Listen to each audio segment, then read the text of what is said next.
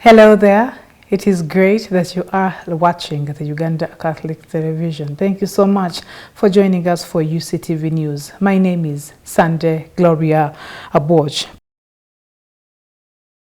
President Yoweri Kaguta Museveni has called upon member countries of the Eastern and Southern Africa Anti-Money Laundering Group, ACMLG, to intensify efforts in combating money laundering and other financial crimes to safeguard African economies from the illicit flow of funds. In a speech delivered by the Prime Minister Robin Anabanja at the 49th ACMLG Task Force of Senior Officials meetings in Kampala, Museveni emphasized that economies prone to financial crimes struggle to grow as potential investors are hesitant to invest in high-risk environments. Joseph Kabale kicks us off with this news report. Several reports have indicated African countries as the most victims in losing resources, estimated at $88.8 billion of United States dollars, due to illicit financial flows, mainly through organized crime, which include corruption, tax evasion, money laundering, illegal trade, drug trafficking, terrorism financing, among others. To combat this prevalence, the President of Uganda, Yoweri Kaguta Museveni, through his opening remarks delivered by the Prime Minister, Right Honorable Robin Anabanja, at the official opening of the 49th ESMLG Task Force of Senior Officials meetings at Munyonyo Commonwealth Hotel in Kampala today, such economic weakness, in company with the political vulnerability, has rendered the African continent into such a despicable position in the hands of plunder and marginalization. There is a need to permanently cure Africa's vulnerable position in the global arena of economic and political giants. Africa is still an easy prey for plunder and marginalization, as long as the strides towards economic and political integration remains large. It's upon this ground that he implored all SMLG member countries to consider and implement, harmonize, and as well share actionable strategies that will bolster the effective region's response to financial crimes. I encourage you to focus on actionable strategies that will strengthen our collective response to financial crimes. Let us prioritize information sharing, capacity building, and harmonization of policies that will enhance our region's ability to detect, prevent, and prosecute money laundering and terrorism financing. Because no investor can be attracted to any economy to make losses. Together, we can ensure that our nations are not exploited for illicit financial activities. Representing the Minister of Finance, Planning and Economic Development, Honorable Henry Musasizi, the State Minister for General Duties, demonstrates Uganda's commitment in combating this economic predicament by alluding to the prestigious removal of the country from the list of the Financial Action Task Force, commonly known as FATF's Grey List. Removal of Uganda from the Financial Action Task Force Grey List. The FATF in 2024 recognized our satisfactory implementation of all deficiencies in our anti-money laundering, combating financing of terrorism, legal, regulatory, and operational regime, and removed Uganda from the grey list of countries under increased monitoring, commonly referred to as grey list. Uganda has taken deliberate steps to enhance its anti-money laundering, financing of terrorism, legal, and regulatory framework. We amended a number of laws, including the Anti-Money Laundering Act and the Anti-Terrorism Act, to align them the Financial Action Task Force standards. However, the Permanent Secretary and Secretary at the Treasury, Ramadhan Gobi, highlights on the growing yet complex challenges within the fight against money laundering, including the ever-evolving digital landscape, vulnerabilities in the legal frameworks, upon which he advocated for a more unified and adaptive strategy of combating financial crimes. We convene here, Right Honorable Prime Minister, at a critical time. The challenges we face in combating financial crimes are growing, in complexity and in scale. The misuse of emerging technologies, cross-border nature of illicit financial flows, and the lingering vulnerabilities within our frameworks for anti-money laundering, as well as the combating financing of terrorism and proliferation, they all call for a more unified, strategic, and adaptive response. The Executive Director of the Financial Intelligence Authority, Sam Were, reiterated the Ugandan government's commitment to addressing proliferation through bolstering the already in place legal and institutional frameworks. The government of Uganda remains firmly committed to the fight against financial crimes, as evidenced in the strong legal, regulatory, and institutional framework put in place to ensure the integrity and stability of our financial system. This is a strong commitment shown by the government to combating money laundering, terror financing, and proliferation financing. The 49th SMLG Task Force of Senior Officials meetings, set to run up to this Friday, has convened delegates from 21 Eastern and Southern African member states, along with key partner agencies. The primary objective of this gathering is to fortify regional collaboration in combating financial crimes and promoting financial integrity through discussions which will focus on anti-money laundering strategies, policy frameworks, and capacity building initiatives. Joseph Kabale, Uctv News. The Deputy Inspector General of Government, IGG, Dr. Patricia Achan, has called on leaders in the health sector to take a firm stand against the rising cases of corruption in Uganda's healthcare system. Dr. Achan made these remarks while opening the 3rd National Healthcare Professionals Conference at the Source of the Nile Hotel in Jinja City, emphasizing the urgent need for accountability and integrity to improve service delivery.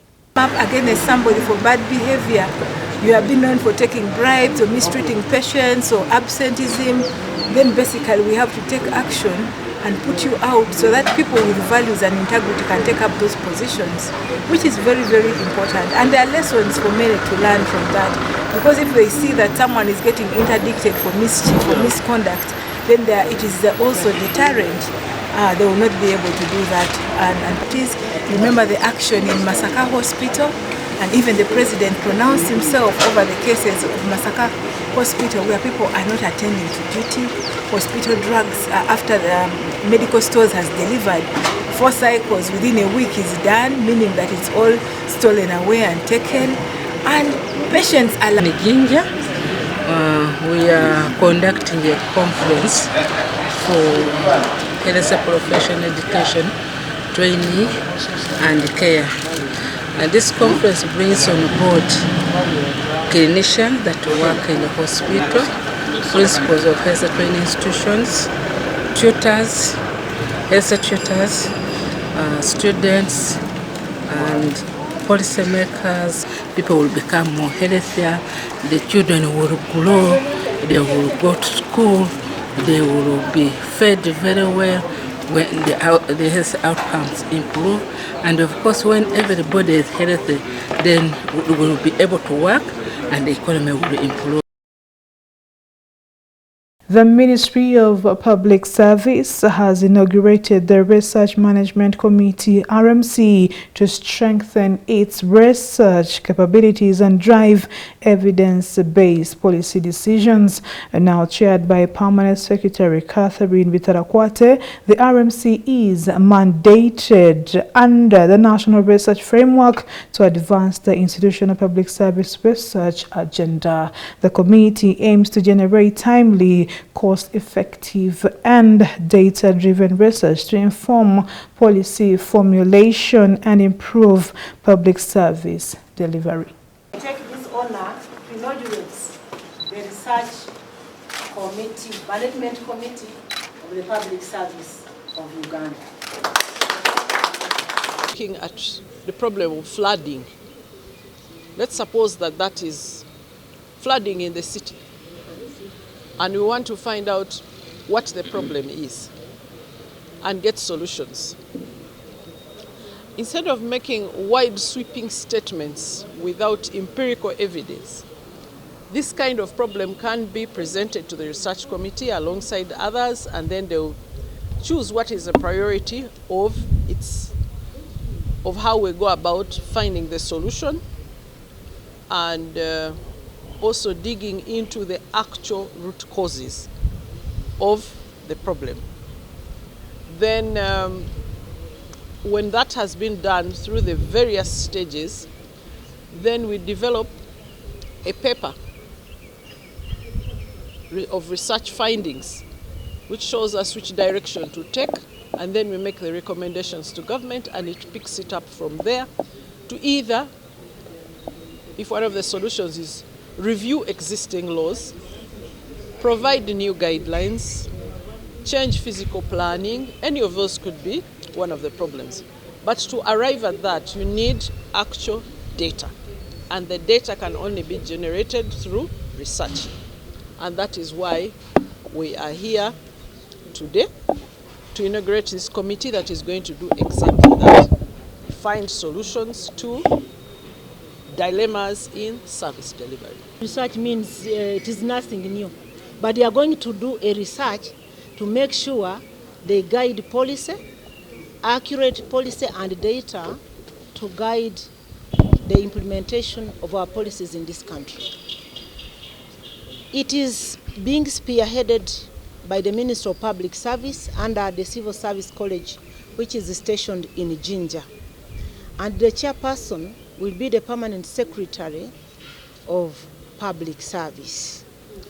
But we are really honored by the membership, because Ministry of Finance, Ministry of Science and Technology, we have other researchers from the universities, we have people from Parliament, we have other researchers from other government entities. So it is quite a rich committee, and when I looked at the composition, I noticed that we have only serious people who are going to guide this government in terms of research and policy. You know, when you don't have good policies which are not well researched, sometimes you cannot implement them. That's why you hear that we had the policy, and they are redoing the policy because the implementation has failed. This time around, we want to congratulate ourselves and the government of Uganda for having such a robust group of researchers that will help us to implement our policies. We have had many other research entities. We have had people who are doing research almost in every entity of government, but this time around we have a consolidated group which is going to do research mainly on public service delivery. So we have had others scattered everywhere because they have different purposes. But for this one mainly is going to help us to do research on service delivery in the public service.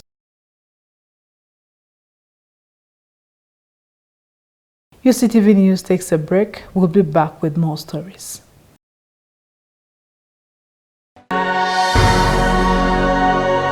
UCTV, good news for all.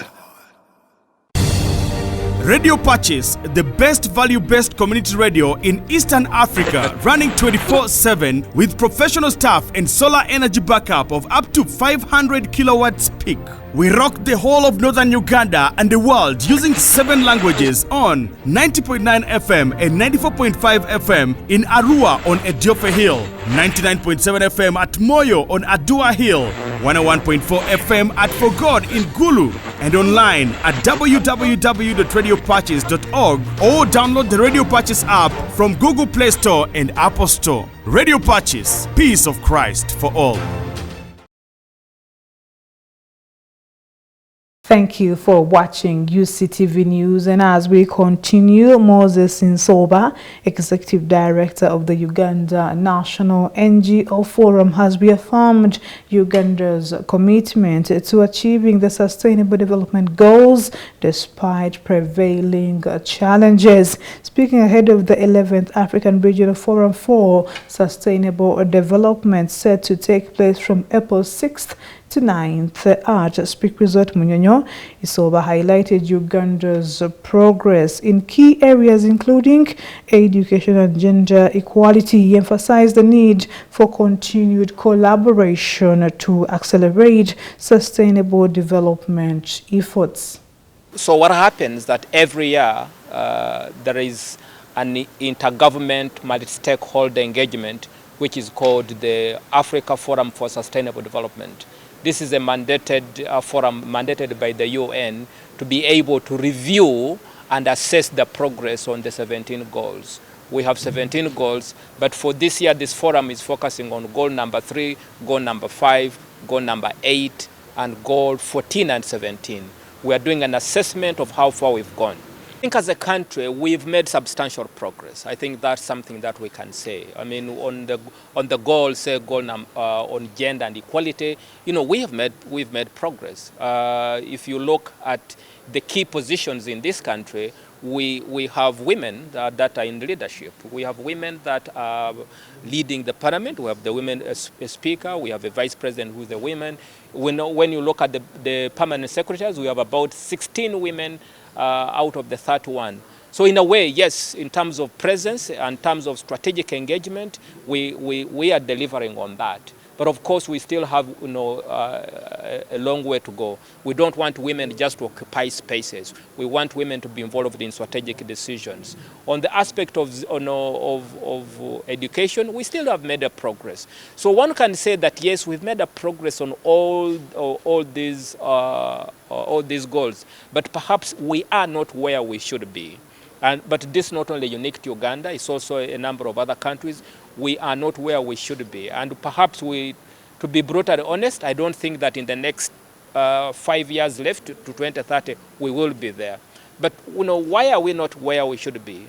I think as a country, we've not been able to invest sufficient resources in terms of providing public services. And one can actually say, why are we not investing these resources? As a country, you know that we also under quite a huge debt stress. And a lot of the money that is actually collected from domestic revenue collections, these are resources that then are taken for debt repayment, instead of being used to construct a health center instead of going to construct a classroom block, instead of doing all these other things. And so we have that. We're not investing quite substantially. But also, on the other side, we have our friends in the north who are perhaps contributing the largest in terms of climate abuse.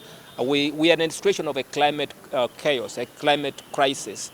And because we are also not getting them to pay their fair share of the climate financing, which would then need to be able to address some of these aspects that lead to environment degradation. And there could be a couple of other things. Why are we having floods in this country? Maybe also because we're not doing good planning. So there are multiple hindrances that bring us to where we are. We cannot say that we are on track. We are not on track. Unless a miracle happens, we can't say that we're going to be able to achieve the goals, but broadly, we are making substantial progress. In terms of gender, one of the things that has been an impediment to achieving is the question of affirmative action. That when you look at the electoral representation, and now I am in my field, if you look at the representation of women in parliament, majority of them are coming on the affirmative action seat. That because we have women MP representatives for each of the 146 districts in Uganda, so we have a woman in parliament. If you take away that affirmative action, if you take away woman district women representative, then we will have only 10 women in parliament because they're the only ones who came on the constituency MP. Now let me even break it down for you a bit further. When you go to the LC5 chairpersons, we only have 2 women LC5 chairpersons. And how many men? The rest of them, because the districts are 146, and every district has a male chairperson. So they were talking about the place of the man. When you look at gender and you go for gender studies, you will realize that women are still constructed in a particular way. There is a place for a man, there is a place for a woman, and gender roles are still defined in that way. In the private, you see me, Charity, I'm standing here on a TV today talking to people, very empowered, and when I go home, I have gender roles that still fall on me, and sometimes will fail me to even appear in the public spectrum. I will fail to show up for top night shows like Behind the Headlines at 10 p.m., which is going to end at midnight. But any man, anytime will wake up, put on his suit and go and appear for that show and then return home. And he will have no one to answer to, where are you coming from? But me, I have to answer, I have to state, where am I going to sit on that TV set? And then when I'm back, how come it is 2 o'clock and you're just coming back at 2 o'clock? You see? So the gender roles are still real. Let's take a look at what is making history today in our segment, Today in History.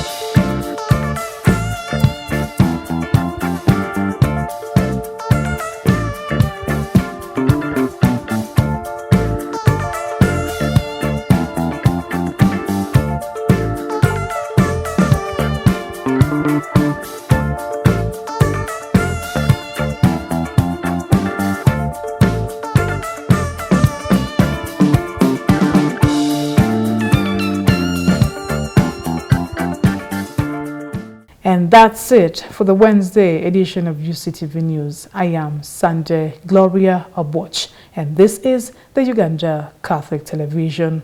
Good news for all.